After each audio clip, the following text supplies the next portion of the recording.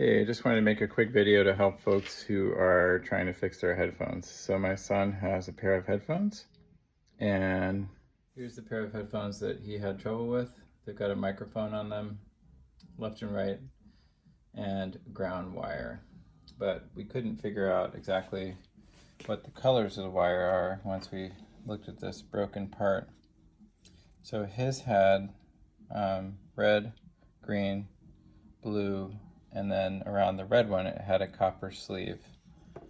And we were trying to figure out, okay, based on the one that broke here, so you can see the broken one. Based on what broke, what sleeve corresponds to what. So I made a diagram after testing it, and the left and the right channel are always the first two, and then the ground is always the third, and the microphone's always the fourth.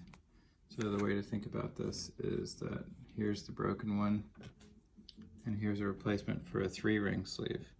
You can see how they match up there, right? Left and right have to be the same in the receiving end, and the ground sleeve is usually the large one. If you divide the ground sleeve into 2 additional connections, this is got to be the microphone.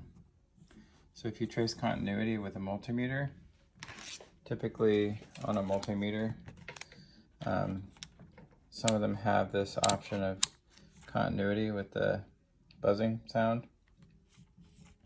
And all you do is you take the ends of your multimeter and you touch them together, and it will basically short to ground.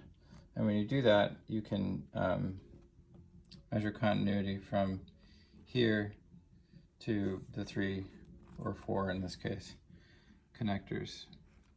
So that's what I've diagrammed here after plugging it in my computer, turning on some sound, having the ground wire, which we know is number 3, soldered on, these 3 loose. Then I can touch these 3 and figure out which one's right and left by listening to the sound of the headphones. And then once I've eliminated the right and left, I could identify the 4th one, which has got to be the microphone in this case.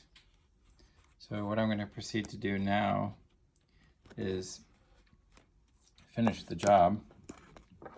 So I put the sleeve on there already, which you can see here. I pulled it back, and then you can see there I've soldered the ground wire on, and I need to remove the enamel from these other wires here with a lighter. So once I remove the enamel there, I'll solder them on before I glue it. I'll plug it in my computer. I'll listen to the sound, see if that works. And then I'll go back and put the hot glue in there to make it more secure.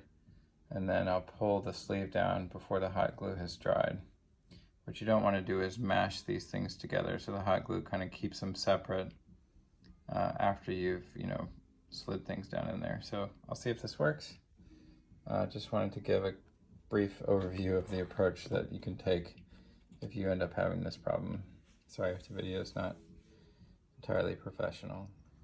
Okay, here I am midway through soldering, and I just wanted to show you, not the greatest job, but if you pre-tin these, then it's going to be a lot easier once you light the enamel to make the connections to each of these.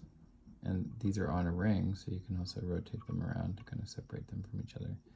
The main thing you want to do is only burn off a little bit of copper on the end, not a lot of copper. I've done a mediocre job here, but I'm just going to make sure that these things don't touch each other after I've tested it. All right, so I'm identifying which one's right, which one's left. Turn the right one on this side. And then over here I have my jack plugged in. And I brought up an interface to test the left and right speaker on a YouTube video, as well as my sound settings, so that I can look and see if the microphone is registering in the system.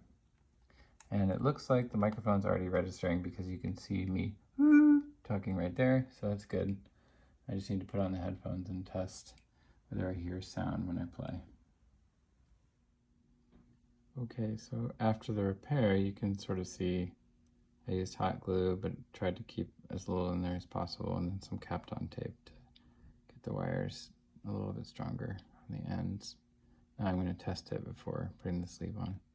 Okay, my test was successful. Now what I'm going to do is I'm going to put glue around the outside, and while it's soft, I'm going to slide this sleeve up over it and screw it into place. It has a little thread up here. And what that should do is it should sort of cement everything inside of here. And that's the way it was, from the manufacturer when I got it. So after that, I may add a bit more tape in here to reinforce this portion as well.